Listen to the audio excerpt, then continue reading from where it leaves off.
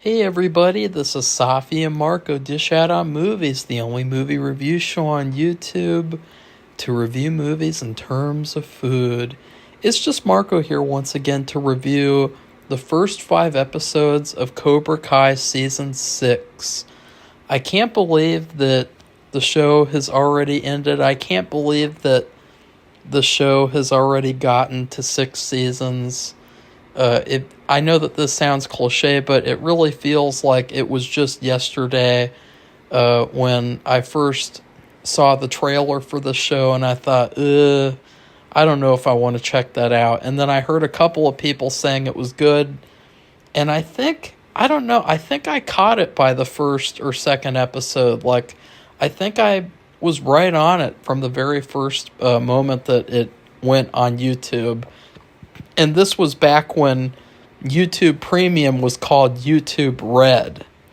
And they wanted to have like these original shows, all these original shows that were really like impressive. And it was really hilarious because it felt like, oh yeah, like YouTube is actually doing one of the only smart things that they've ever done as a corporation. And they're starting this Cobra Kai show, and it was really cool watching the show week to week and the build up to the finale over the course of 10 weeks. That was what I loved partially about the show, was that feel that it was like a classic TV show and not like those bad TV shows that come out now where they just dump out all the episodes on streaming. I mean, you saw last year the difference between Fallout and The Penguin. Like, a lot more people were interested in The Penguin because they released it week to week. Whereas with Fallout, they're like, oh, okay, here's all the episodes. And it's like, yeah, that just sucks. And then, of course, it got to season 3. And I feel like, honestly, I know that this is going to be kind of controversial, but I feel like I can remember the first 2 seasons a lot more distinctly than I can remember the last 3 seasons. Like, the more I think about them, the more I can kind of remember, just because I have a really good memory. But it's really kind of like a blur. Like, there was this one moment in the first 5 episodes of the show where this blonde chick shows up at the LaRusso dojo and their house, and I was like, who's she? I was like, who the fuck is she? And then she's like, I'm looking for my boyfriend. And I was like, who? Who's that? Like, there's who? And then I remembered, oh yeah, there's that whole story about Dimitri getting with the popular girl and everything and winning her over. Oh yeah. So I was like, and I think that's just because of how they release all the episodes at once, so it makes it less special and it makes it less interesting, because it's like an addiction. You know, you just binge all the episodes, like you just get a whole bag of chips and just stuff your face and you're done. But with this last season, they did something really weird. And this is the point that I've been trying to get at for the past 4 minutes. For this season, they split it up into 3 parts of 5 episodes. To me, I feel like it reminds me of, let's say you made a batch of cookies and you wanted to put sprinkles on them. And instead of just sprinkling like all over all the cookies, you decided to sprinkle on like here and there on like a couple of cookies. Like, a little sprinkle here, a little sprinkle over there, a little sprinkle over there. I thought it was a very strange choice. I think maybe they were trying to capture some of that feel. Like, maybe the creators, I don't want to speak for them, but maybe they would have rather have had it air the old-fashioned way. And I say old-fashioned even though, you know, they have another saying, which is, if it ain't broke, don't fix it. But maybe Netflix said, no, this is the closest you can do, is you can release 5 episodes this month, a couple of months release 5 more, and then the same thing at the beginning of next year. I don't really know. Or maybe it just made it easier to shoot all 15 episodes. So anyways, I know that this is not really going to be very much of a surprise, but I heavily enjoyed the first 5 episodes of the show. I had little to no negative things to say. I really loved how, the show has become very fragmented. And that's not a negative that's not a negative or a positive. It's just a neutral, it's a fact. There's so many characters. There's 50 characters or something, and you have to balance all those characters. And I really love the way that they've been doing that in this last season where, they don't try to shove all the characters into every episode. They'll just have an episode where all it basically focuses on is a couple of them. In the first episode, there was this heavy focus on Kenny and his brother and Kenny's arc and getting back into karate and joining Miyagi-Do, which honestly is kind of goofy. And so let's talk about that.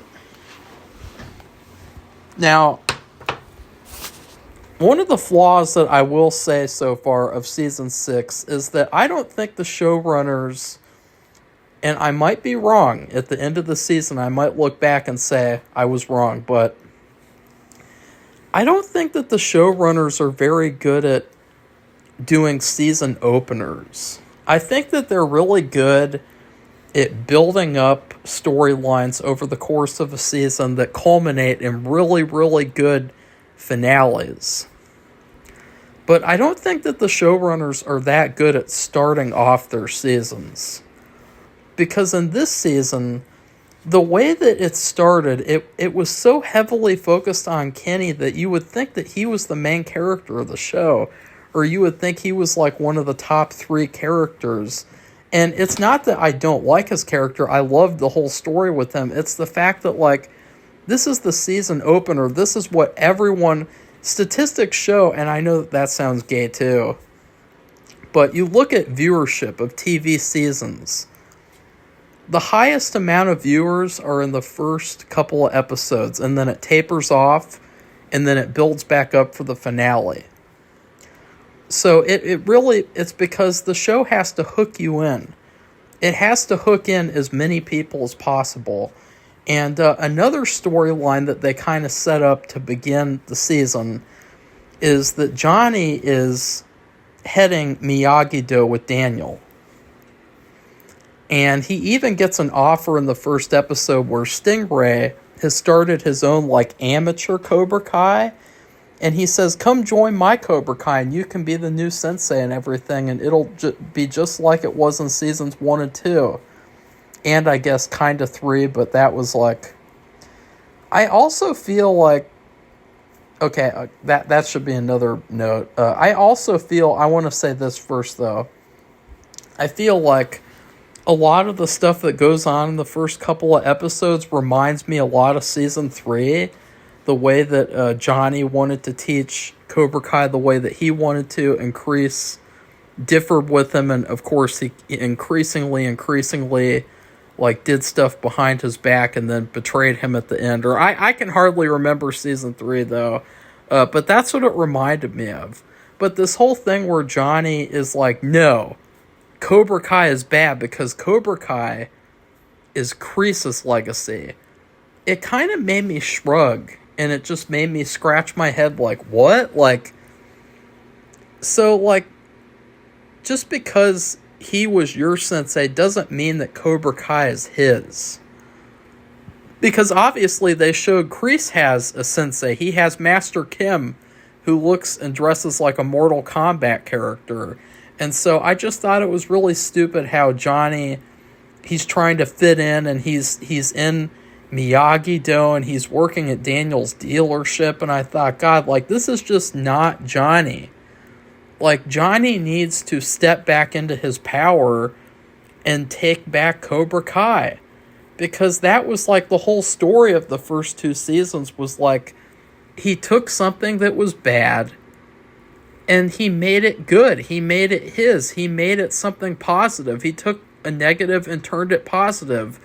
And now he's just like, oh, well, that's Kreese's, and, I have to be a Miyagi-Do now. I also wonder, Daniel's character, he's become kind of a bitch. I mean, even his wife is stronger than him. And, he is so, overly sensitive about Mr. Miyagi. And there's this whole storyline now about, oh, did Mr. Miyagi do some bad things as a young man, and he hid them from Daniel? I think that story is kind of interesting, but, I don't understand, did Mr. Miyagi not teach Daniel that there are different styles of fighting, and that, you should respect those different styles? Because, it feels like Daniel is, completely Miyagi-Do way. And if Johnny tries to teach the kids a little bit of Cobra Kai, which is a completely different style, then that's bad or wrong. And I really feel like Daniel is letting down Mr. Miyagi, because everyone has their own style and their own way of doing things, and they have their own fighting styles. And so Johnny's style should be taught alongside Daniel's is a balance of the two styles of defensive and offensive fighting. And instead we get and I expected all of these problems to happen after Johnny decided to be with Miyagi-Do. And yeah. So let's see. Looking at my other notes. Yeah, let's see. I loved Tori and Sam's sleepover. I thought that was hilarious. I also like how only 6 fighters from each dojo can compete in the Saikai Taikai, because I think it's less characters to focus on. I also gotta say, I know that this might be an unpopular opinion. I'm trying to think of who my all-time favorite character is, because I like to see them. Oh, I guess Johnny. Yeah, I think that Johnny has now become, my favorite character. Ever since season 1, I just can't stop rooting for him. And, yeah. But, I think that there are 2 characters that have become complete and total drips. And those characters are Sam and Miguel. Now, Sam, again, I like these 2 actors. I don't want to rag on them as actors. I mean, in terms of being characters on the show, Sam has always been very up and down. And I thought, from what I remember, she had some good stuff happen in season 5. I really can't remember, but she has always been an up and down character. And I really hope that she gets some better story this season, because so far I still do not really like her very much. And then, let's see. Miguel, he is totally a drip.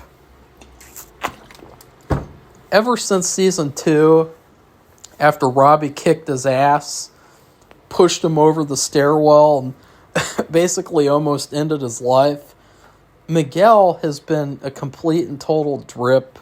In season 3, he spent half the season healing and recovering. And then in season 4, he had that whole story where he didn't want to fight at the end or whatever, even after he was training again or whatever. I can't really remember as well, but and then in season 5, Robbie was really the main character in that. So Miguel has just not really been very interesting at all. And I wonder why he has been so sidelined in comparison to Robbie, in terms of after watching season 1 and season 2, you really feel like Miguel is going to be the center focus of the later seasons, but it's Robbie, and Robbie is he is just a bad ass. I mean, he has got main character vibes all the way. But so yeah, I wonder what other. Excuse me. What do you guys think? Do you think that Miguel has become a drip? I mean that fight with him and Robbie, where he's like, Robbie, this is really important for me because I've got to go to college, and this is going to look really good on my entrance essay or whatever. This is going to look really good to the board. And it's like, fuck you. Like, what does that have to do with anything? Like, are you serious? Like, that was messed up when he said that to Robbie.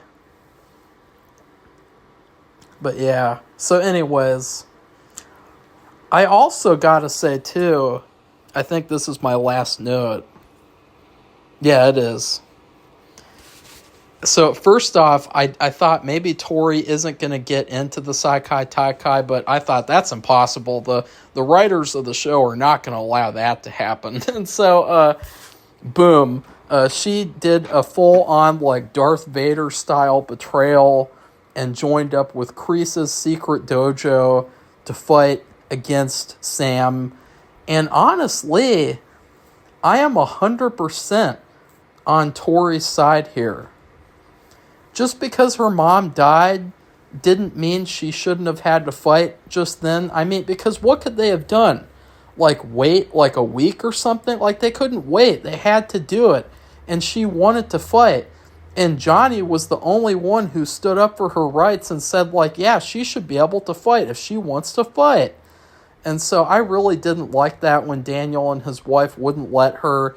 And Daniel actually prevented her from getting that final point, too. That was so shitty.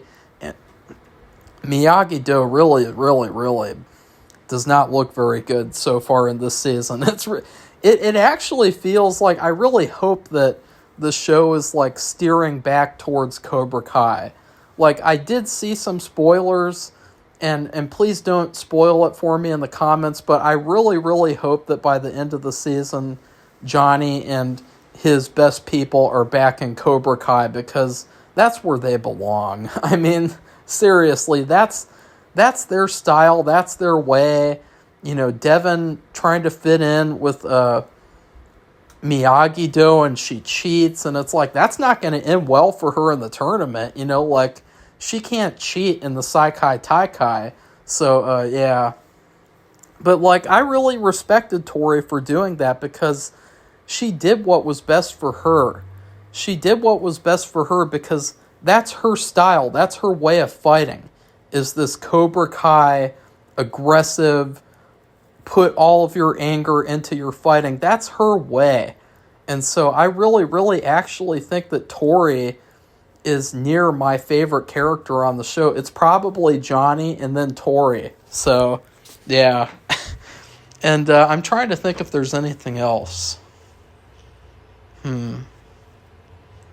Nope, I don't think... I really like seeing Barnes. I like that whole thing with him in episode 4, helping to choose the final 6 or whatever. I thought that was cool.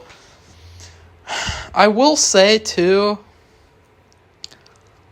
I thought that Hawk, he really deserved what he got, because I also felt like Hawk has become a bit of a drip in the later years. I mean, he was stupid enough to fall for Dimitri when they were doing that flag competition, and Dimitri pulled the sympathy card. He was like, "Oh, you hurt me.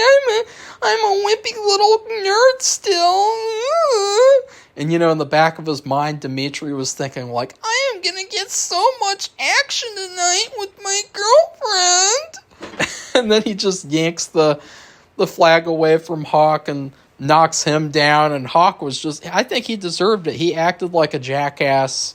And, but so, yeah, I can't wait to see what happens the rest of the season. I've really enjoyed the first 5 episodes, and yeah, I'm glad to be watching Cobra Kai again. And go Tori. She's the one that I'm rooting for over everyone, basically. Like, I really don't care. Like, that's the thing, too. I think that the show needs to do a little bit more of, like, motivation for the characters, because I don't care if Robbie wins. I don't care if Sam wins. I don't care if Hawk wins. I don't care if Dimitri wins. Oh, yeah, I do care if Devin wins. Devin is really cool. She's an underdog. But I don't care if anyone else wins. And I think that that's a problem when the whole show is about this tournament. You know what I mean? Like, I think the rest of the season's just going to be the Saikai Taikai. Like, I don't know if I'm right, but, like, so, yeah. I would highly recommend watching Cobra Kai Season 6. I can't wait to watch and review the rest.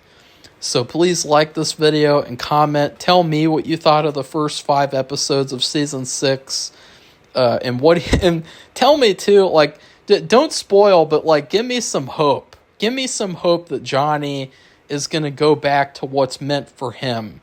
Because, like, I really don't think that this whole act that he's pulling of, like, I'm in the Miyagi-Do and I'm a changed man. It's like, you can be a good person and still fight Cobra Kai. You can still fight a different style than Miyagi and be a good person. I know that Daniel is like a little bitch and he is totally, like Mr. Miyagi's bitch. But, like, it doesn't change reality. And then please subscribe to our channel if you'd like to see more Cobra Kai reviews. Goodbye, everybody. See you soon.